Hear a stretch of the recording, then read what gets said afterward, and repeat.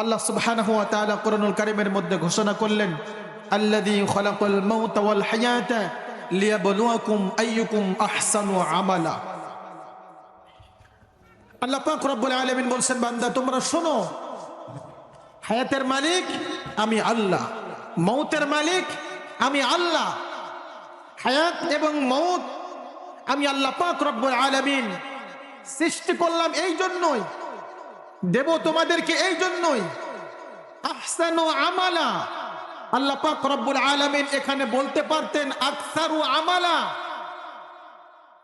যে তোমরা যে যত বেশি আমল করবে আমি তাদেরকে জান্নাত দিয়ে দিব। কিন্তু আমার দোস্ত বুজুর্গ, আমার প্রাণপ্রিয় ভাইয়েরা, আল্লাহ পাক রব্বুল আলামিন এ কথা বললেন না। আল্লাহ পাক রব্বুল আলামিন বললেন আহসানু আমালা, আমি দেখতে চাই কার আমলটা সবচাইতে সুন্দর হয়। যার আমলটা সুন্দর হবে সেই হবে আমি আল্লাহর কাছে পছন্দনীয়। একটু আওয়াজ দিয়ে বলা যায় কি সুবহানাল্লাহ? আমার ভাইয়েরা, গভীর মনোযোগ বোঝার জন্য চেষ্টা করুন। তার কারণ আল্লাহ রাব্বুল আলামিন কোরআনুল কারীমের মধ্যে ঘোষণা করেন, ইন্নাল্লাহা আশতারা মিনাল মুমিনিনা আনফুসাহুম ওয়া আমওয়ালাহুম বিআন্না লাহুমুল জান্নাহ। আল্লাহ রাব্বুল আলামিন বলেন, দুনিয়ার মানুষ তোমরা শুনে রাখো, অফুরন্ত নিয়ামত জান্নাত আমি আল্লাহ রাব্বুল আলামিন আমার মুমিন বান্দাদের কাছে বিক্রয় করে দিলাম। তামাম পৃথিবীর সকল মানুষের কাছে বিক্রয় করলাম না, মুমিন বান্দাদের কাছে আমি আল্লাহ আমার জান্নাতটা বিক্রয় করে দিলাম। একটু জোরে কোন সুবহানাল্লাহ।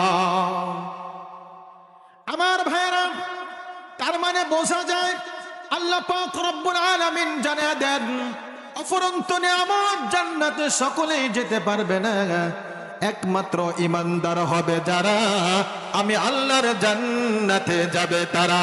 একটু জোরে কোন সুবহানাল্লাহ।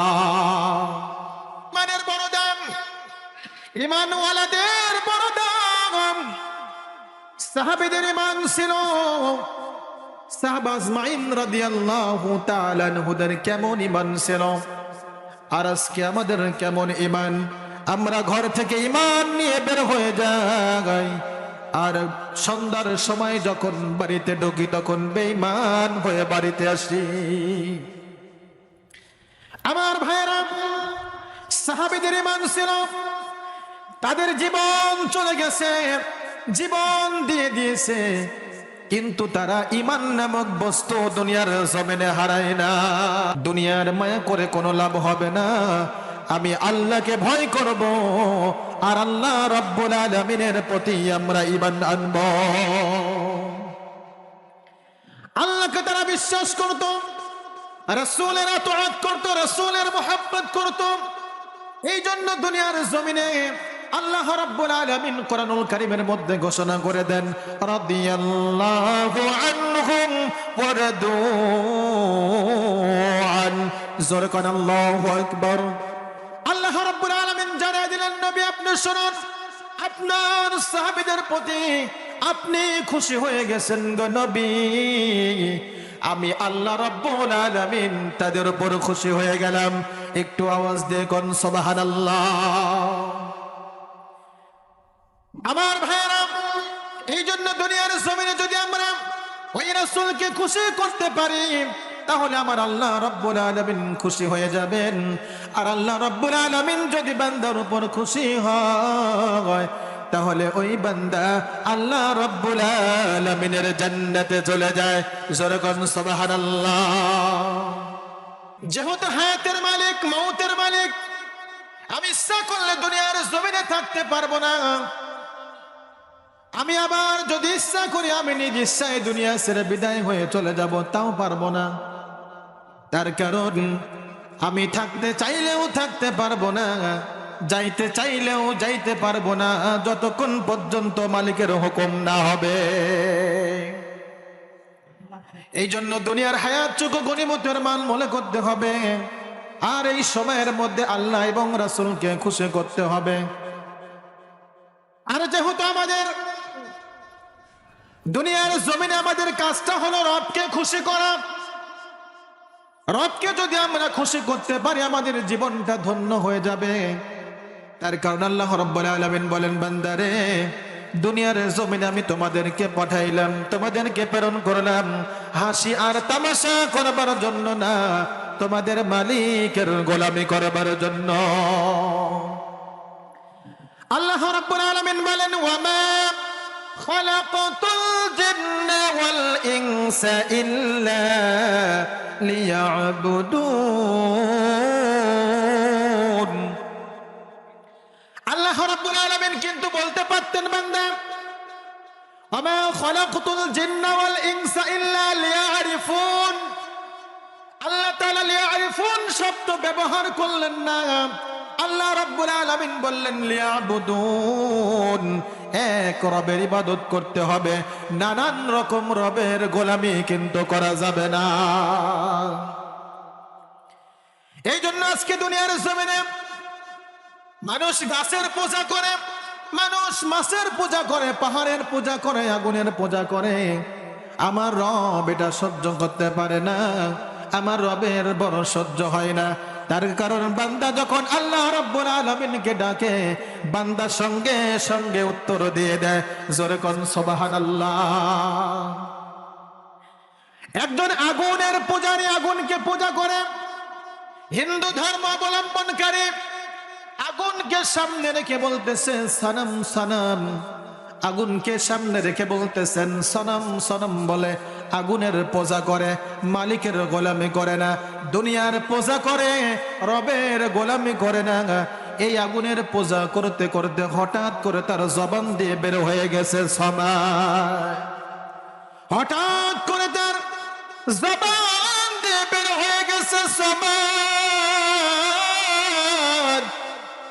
এই কথা যখন বান্দা বলেছেন, আল্লাহ রাব্বুল আলামিন সঙ্গে সঙ্গে জবাব দিয়ে দিয়েছেন, বান্দারে ও আমার বান্দা, বলো বান্দা তুমি আমার কাছে কি চাও রে বান্দা, বলো আমার কাছে তুমি যা চাবা আমি আল্লাহ বান্দা তোমাকে আজকে তাই দিয়ে দেব। জোরে কোন সুবহানাল্লাহ। ফেরেশতারা ডাক দিয়ে বলে, ও আমাদের মালিক, ও আমাদের আপনার গোলাম আগুনের পূজা করে, আপনার না, ও তো আপনার কাছে চাই নাই, আগুনের কাছে চাইছে। ও আমাদের রব, ও আল্লাহ, আপনি কেন ওই আপনার গুনাহগার বান্দার ডাকে সাড়া দিলেন? ও তো আপনাকে বিশ্বাস করে না, আর আপনার কাছে তো ওই বান্দা চাই নাই। আমার আল্লাহ রাব্বুল আলামিন তখন ডাক দিয়ে বলে, ফেরেশতারা আমি যখন আমার বান্দা বানাইলাম, কাউকে হিন্দু করে বানাই নাই, খ্রিস্টান করে, বৌদ্ধ করে, নাসারা করে বানাই নাই। দুনিয়ার ফিতনায় পড়ে বান্দা বার পথভ্রষ্ট হয়ে গেছে। আমার বান্দা যখন আমি আল্লাহকে ডাক দেয়, আমি আল্লাহ রহমতের দরিয়ায় দোষ মেরে যায়, আমি আল্লাহ বান্দার ডাকে জবাব না দিয়ে থাকতে পারি না। তোমার রবকে ভয় করো, ইত্তাকুল্লাহ, রবকে ভয় করো, তোমার আল্লাহকে ভয় করো, তোমার রবকে ভয় করো। তার কারণ এই বান্দা রবের বড় ভালোবাসার বান্দা, বড় আদরের বান্দা। আমার আল্লাহ সুবহানাহু ওয়া তাআলা জানা দেন, ও আমার বান্দারা তোমরা শোনো, তোমরা শুনে রাখো রে আমার বান্দা, তোমরা কত আমার সাদের বান্দা, আমার বড় ভালোবাসার বান্দা, মোহাব্বতের বান্দা। কেননা আল্লাহ রাব্বুল আলামিন ঘোষণা করে দিলেন, তুমি মাটির আদমকে প্রথম সৃষ্টি করিয়া ঘোষণা করিলে তুমি শ্রেষ্ঠ বলিয়া। একটু কন্যা মারহাবা। মাটির আদমকে তুমি সৃষ্টি করিয়া ঘোষণা করিলে তুমি শ্রেষ্ঠ বলিয়া, তাই নূরের ফেরেশতা করে মানুষকে সেজদা, তাই নূরের ফেরেশতা করে মানুষকে সাজদা, সবার পরে দিলে মাটির মানুষকে সম্মান। আল্লাহু আল্লাহু তুমি জাল্লে জালালু, শেষ করে তো যায় না গিয়ে তোমার গুণগান। বলেন না সবাই আল্লাহু আল্লাহু তুমি জাল্লে জালালু, শেষ করে তো যায় না গিয়ে তোমার গুণগান। আল্লাহু আল্লাহু